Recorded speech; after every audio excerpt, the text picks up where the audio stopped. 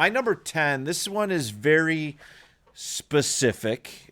There's some that are pretty vague, broad, but I hate that in 2025 that there are still people who need to tell people who enjoy professional wrestling that wrestling is fake. Hate it. Hate it. They say it like they just uncovered something about the JFK assassination. Like, oh, did you know this, this, and this? No kidding that wrestling is a unique form of entertainment. It's sports entertainment, and it has been that way for a very, very long time. I just generally, you bring it up around people. Like if you're having a conversation with one person who's passionate about it, and there's always somebody,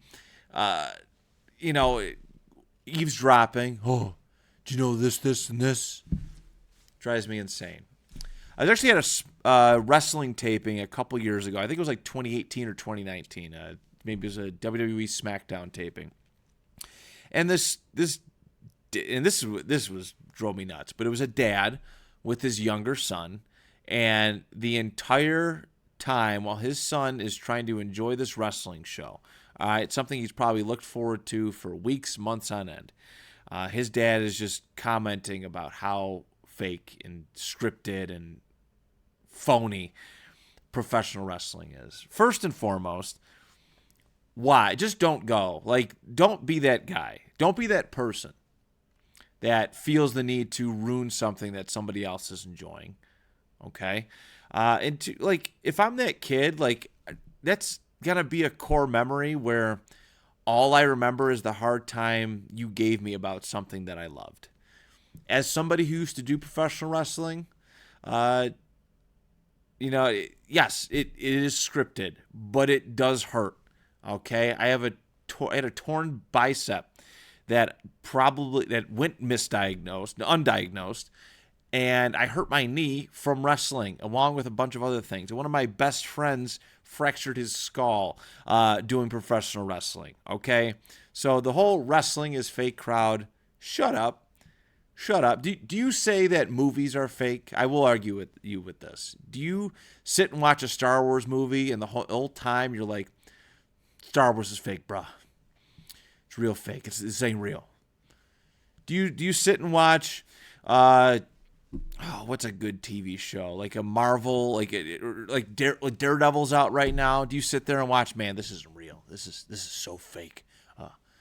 If you do, get help. But just stop. Just stop. Let people enjoy things. If it's not harming anybody else, just let them enjoy. There's no need to be the person that has to yell and tell people how fake professional wrestling is. Sports entertainment. Let people enjoy things. That's my number 10. Number 9.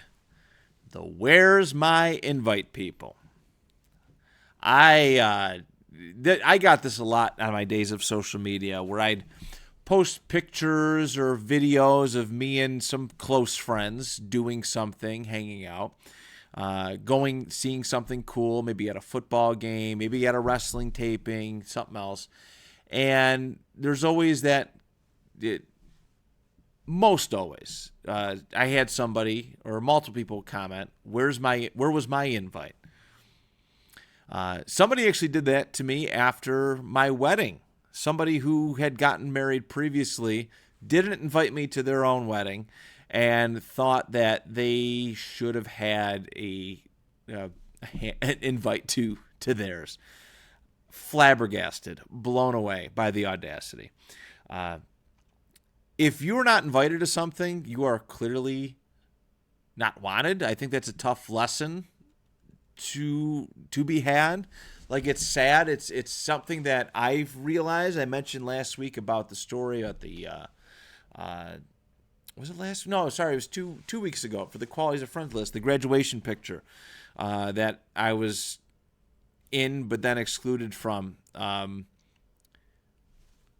wasn't invited to that picture because I wasn't wanted. And roll with that. All right. I've always tried to be somebody who invites everybody, right? I talked about my open invite functions that I had. I want everybody around. But for everybody else who's begging somebody to invite them to something, it would be inauthentic for that to happen. So stop asking where your invite is, okay? It's not coming. It's not happening. Stop begging to be around people that don't want you around.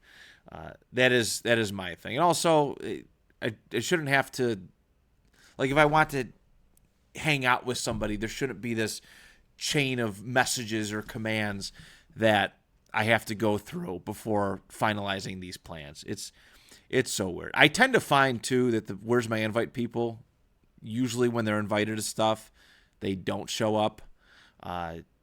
They don't show up anyways, and then you finally get sick of being left and not visited or not seen, and you just give up. You stop inviting people. So, but that's my experience with that. That's a pet peeve. If you say, where's my invite to somebody, I'm going to tell you you weren't wanted. All right, just got to be brutally honest. I did not want you there. Aggravates me. So aggravating. Okay, number 8. Moving around. Look at, we're healing. I am healing. I've noticed this a lot as a parent now, but this has always been something going on. But one of my top 10 pet peeves, my number 8 pet peeve, is people who give advice that wasn't asked for. All right. I've especially felt this as a parent because I have my own philosophy on how to raise kids. Not that I've done it before, but I have a philosophy on raising kids. My wife has her philosophy on how she wants to be a mom. And there's a lot of people who just love to say, hey, you should do this. You should do that. Don't forget this. Man, you really got to get them into this. Oh, if you don't do this, this is going to happen. And like, advice is appreciated, but when it's asked for, like if I'm sitting there kind of minding my own business and you try to tell me how to raise my kid, it's a good way to never talk to me again. Like just high speed rail, just like our relationship, just bam. It is very irritating. This happens at the gym all the time. Like I see videos of males and females working out, and some jacked gym bro feels the need to come up and start telling them how to work out. Did they ask you? I got it when I was wrestling in high school and stuff, like there was a lot of bad advice sent my way just because somebody wanted to feel the need to say they helped me out. I mean, I guess in their mind it was them helping, but it's quite irritating. I'm trying to think of some other just irritating. There's a lot. I could sit here forever, and I could do a top 10 pieces of advice that I never asked for list. I really could. But as a parent, I can say this, because I'm all about putting guards up, putting walls up now, and not just listening to every piece of information that's thrown my way. I want support, not suggestions. Okay? My philosophy is my philosophy. It will adapt as it needs to be. I will, if I ask you for advice, please give it. If not, just support what I'm trying to do as a parent. All right. Number 7. If you ever go back to a gym, I guess, but when you have headphones on and you're working out at the gym and somebody starts to interrupt you, what you're doing, feels the need to have a long conversation with you, while you're in the zone, while your mind is set, it's focused on whatever it is you're doing. It's happened to me at the gym. I was getting ready to go to the gym. Somebody stopped and had a 45-minute conversation with me that I tried to get out of. And as soon as that dude left and stopped talking to me, I grabbed my keys and just left. I was checked out. I'm a person who has to be in the zone. I have to be in a certain mentality to do things. I don't know if anybody else has that issue or thought process, but the big one for me is reading books. I have to have peace and quiet when I'm reading books. There's been times where people will not talk to me until they see me open up a book. And my response is closing the book, putting it off to the side, and just waiting intently for them to finish what they're going to say. And sometimes I do it multiple times over and over again. So if somebody finishes said rant, I'll open my book up again. And then if they start talking again, I'll close it again so I can give them my undivided attention. I have a very loud, noisy life constantly. So when I get peace and quiet and am focused in on doing something, anybody who tries to break that peace and just ruin like the experience for me, it stinks, and it makes you not want to be around those people. It makes you want to avoid those people. This happened to me at work a lot of times where I would be sitting on break, sometimes my only chance to read a book in a day, in a long work day, and people they just talk, and it's kind of translated into another list entry a little bit further down, but yeah, like if somebody's in the middle of something, just let them be. Just let them be. Just books, watching movies, like people who talk through movies. God dang. Yeah, all right, I'm getting worked up, but I'm healing. Number 6, oh, good Lord. This is the benefit. This is one of the nice things about not being on social media. Okay?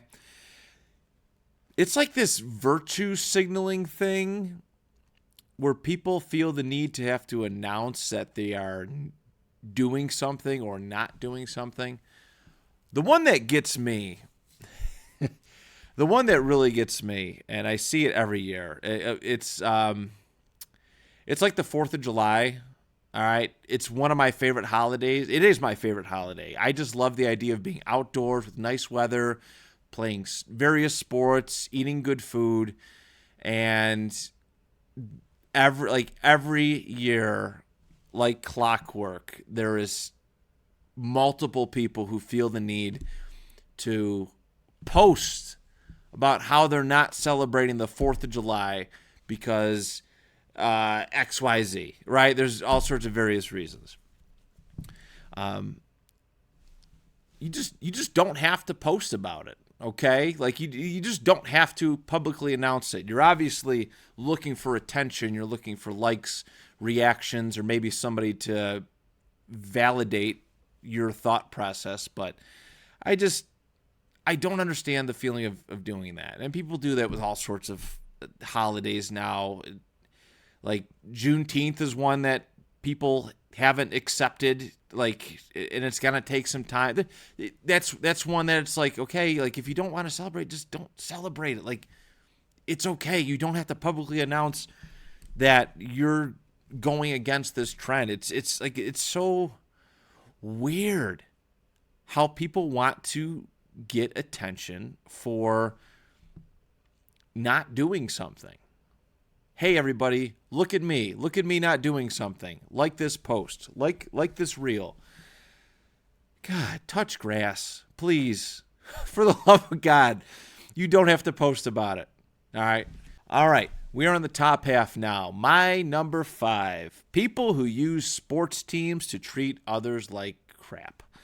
Okay? That is, I don't get this one either. If your whole personality is your favorite sports team and you use it to try to put people down, like touch grass, I guess.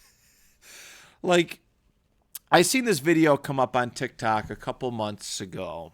It was some guy, you think he was wearing an Eagles hat or something, it was in Buffalo, and some lady came up and harassed him and was, this is Bill's Mafia country, Josh Allen.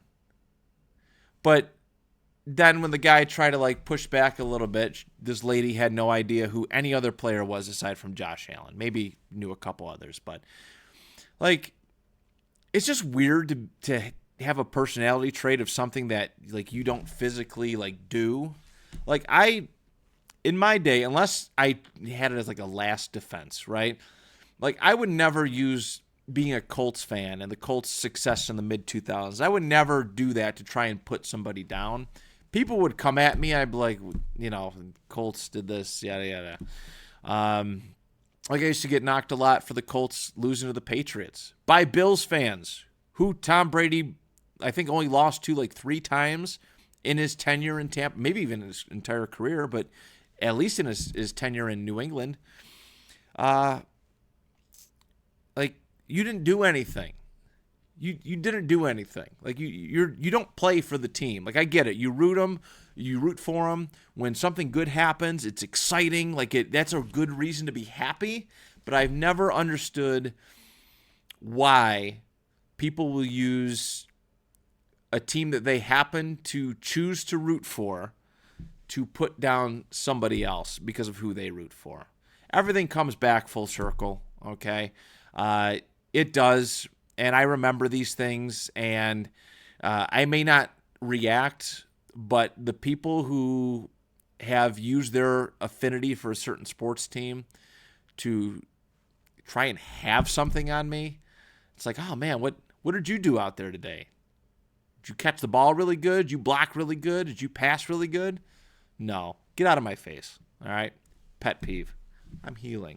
I'm getting better at ignoring these things, but yeah, I'm sorry.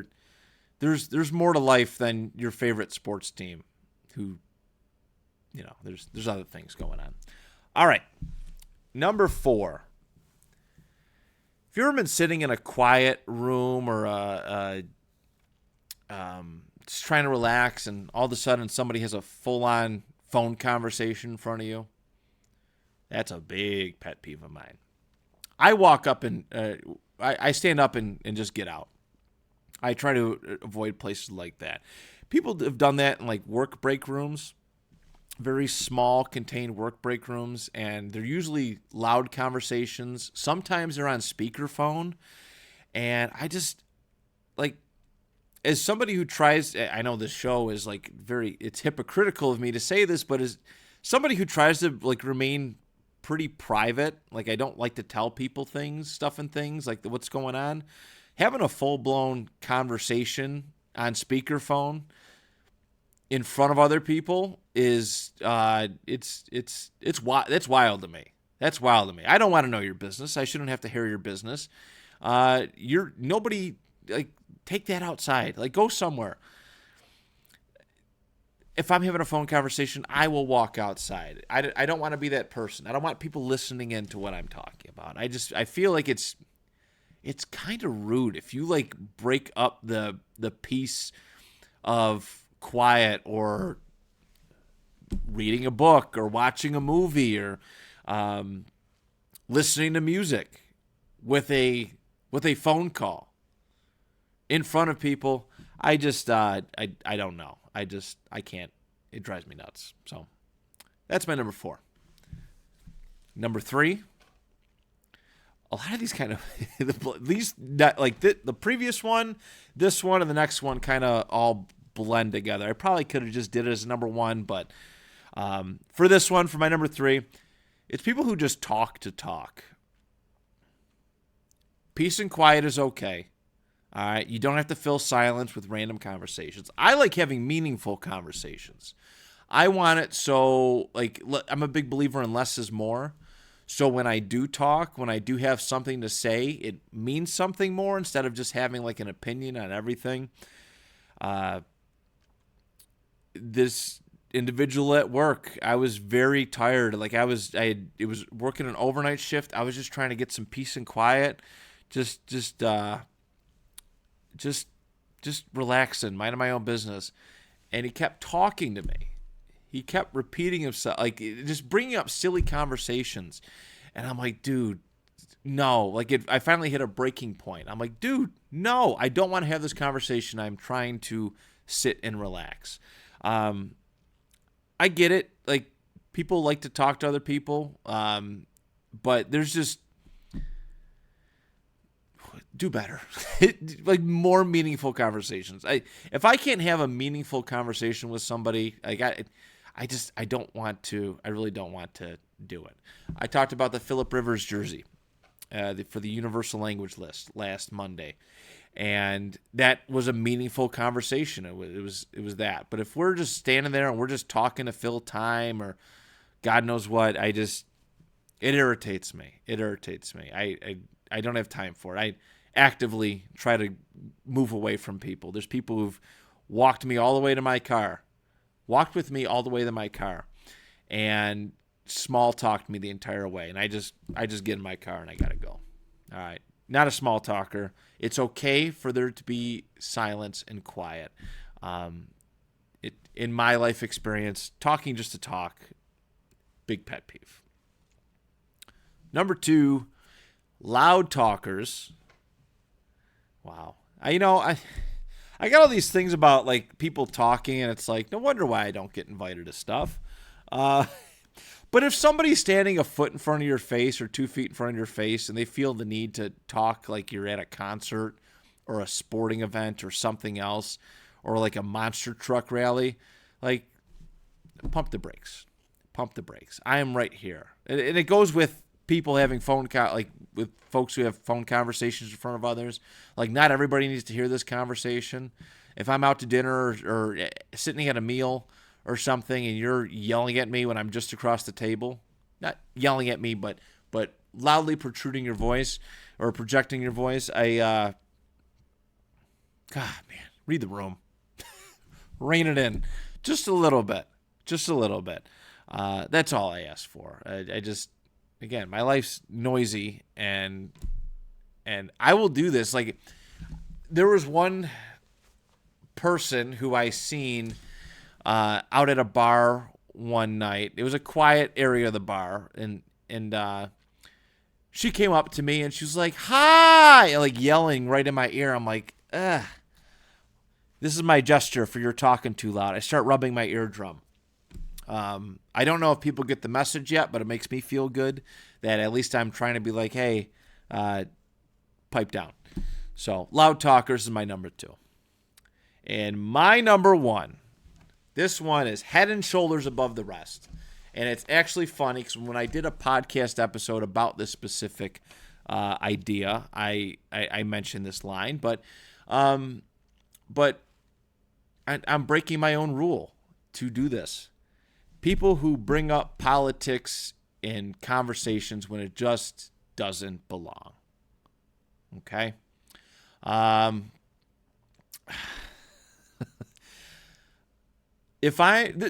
want to stress that speaking about politics, I think in world happenings, I think it's important.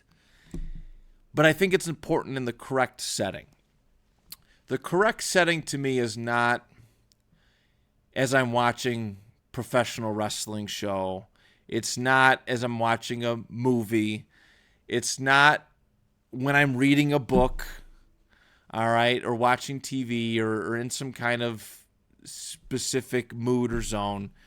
It just doesn't need to happen. And again, this one, it's going to take me this is going to be the most challenging one to ever break, because I don't like talking with politics with just anybody. In fact, there's only one person in this world that I feel very comfortable having an open dialogue about politics with, and it's my buddy Brian. He's very level-headed and thinks for himself. And this is the thing that's also irritating too, is that a lot of people who like to bring up politics, like, they just don't have their own opinion. Like, I could be sitting there just taking it all this in, all this information, and I'm like, oh, heard that one on Twitter, heard that one on TikTok, heard that one on Facebook. Like, people just don't have their own opinions on things. Like, they just sound like a mouthpiece for whatever side they're on, and And if you're not like giving them the attention or reaction that they want, they just keep going. All right. I've been really close to snapping a few times and recently too, because I don't know. My view on politics is this. You can only control what we can control, right? We have no power over what everybody else does. So I vote, and that's it. That's all I can do about it. My mind, yes, things happen, important events come up, but no matter what, I still got to handle my business. I can hardly take care of myself. I can't think about people halfway across the world or various other things. Like it just, and it sounds pretty heartless, but I mean, I'm just trying to watch wrestling. Like I'm just trying to watch and enjoy and have fun. Like it's bad enough that like people are shoving politics into every single thing that we do, every single piece of entertainment that we view, and it's hard to be around people like that. I don't think the world is as bad as clickbait headlines as world politics will emotionally lead you to believe. I think the world is a lot better than what we are told. I think people are a lot better than what we are told, right? I generally do love people. I don't care what your politics are. As long as you're not like complaining to me about politics all the time, like we could be cool. I just seen Bill Murray was on the Joe Rogan Experience not too long ago, and he brought up, if we talk politics, we're not going to get along. And I think it's an unnecessary thing in certain specific occasions. All right. Again, if people are having a good time watching something, don't be Buzz Killington and start bringing up the just something that triggers you, whatever it is, whatever side you are on. It doesn't matter what side you're on. I don't care if I agree with your politics. Shut up. I want to enjoy these things. I want to enjoy what I have a chance to enjoy. So.